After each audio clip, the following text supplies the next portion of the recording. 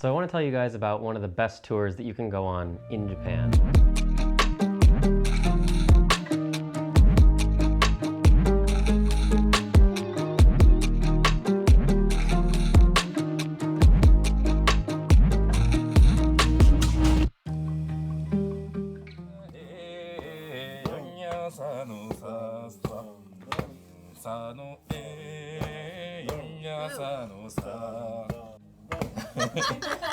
We met in this small coastal area called Izumo. Most people know this area for an amazing shrine called Izumo Taisha, but there's so many other things that we got to see. We started off the day by meeting at Izumo Station. First thing we did was head out to try some great soba. The guys were lovely and they explained everything to us. Their English was fantastic. They even told us that the soba here in Shimane is different from the soba that I might have experienced in Nagano, where I live. Really good. It does look different from Nagano. We wasted no time after eating and headed right up to one of the most famous spots in Japan, Izumo Taisha.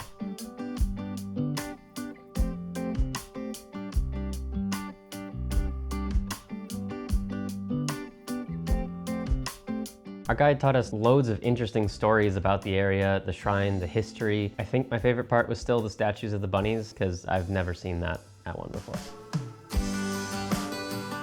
The top of Izumo Taisha has a very distinct cross to it. Shimaneko is the mascot cat of Shimane, and he's got those little X's on his head.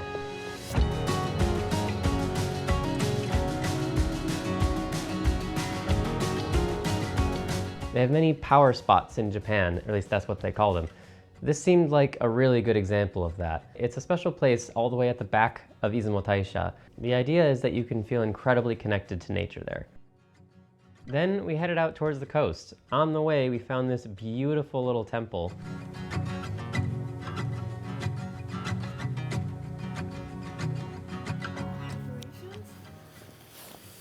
You can see the clouds, stormy clouds, the red at the top. yeah, the sun. Yeah. Oh, So this is a sign that this shrine enshrines these three main gods. Our guide showed us around one of these little seaside ports. The scenery was just amazing. We were there at such a good time of day. Before the light faded away, we were brought to this little fishing town where we met another wonderful tour guide, Abe-san.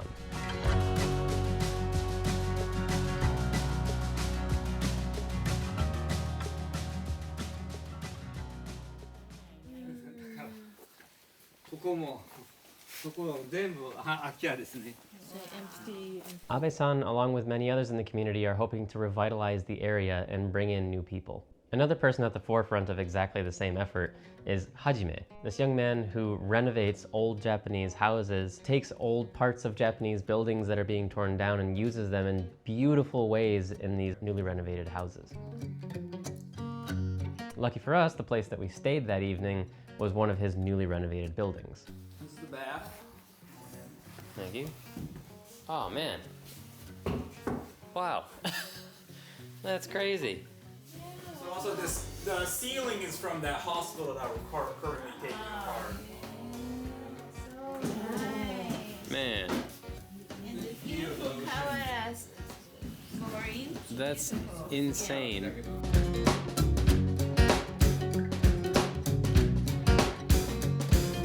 Not only does Hajime and his company renovate beautiful old buildings like this, but they also will take them apart and ship them across the world to where you would like to have your new beautiful Japanese home.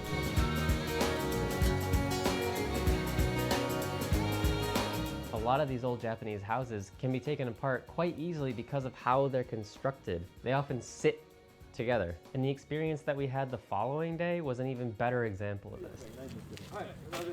From August. From August. August. You started the back part and you've done this much. So we call these houses kominka. Kominka means old house. The thatched roof house we will experience today was built in the first year of Meiji era, that is 1868. What concerned me is that the craftsmanship and technologies used to build them will disappear. But more that, I want to create a job for the traditional technique. Yeah, for young carpenters and Yes, young yes, people. yes, yes, that's right.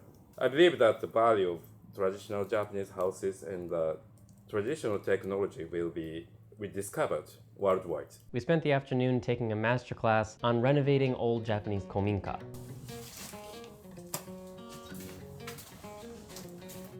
Or, if you got an to idea, another place. you could sit on this.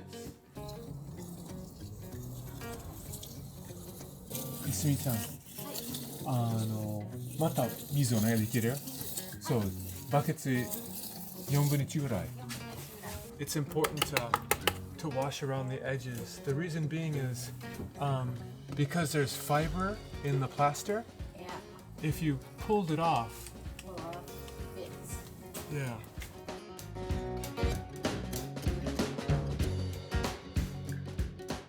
You know the word doma used in like entranceways, kitchens, In the kitchen. any place where you would want to work with shoes on.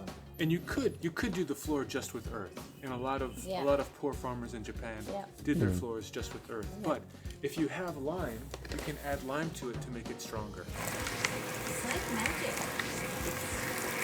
It's alchemy. It's exposed, so we want the finish to come just above this current level, but we want any water to flow out. So we want this to be the finished level over here. Without covering the stone. Without covering the stone. Yep. The main structure is post on stone. Just post sitting on stone. There's no concrete. So at the end of its lifespan, even that foundation, even those stones can be reused Yes. someplace. Nothing goes to waste.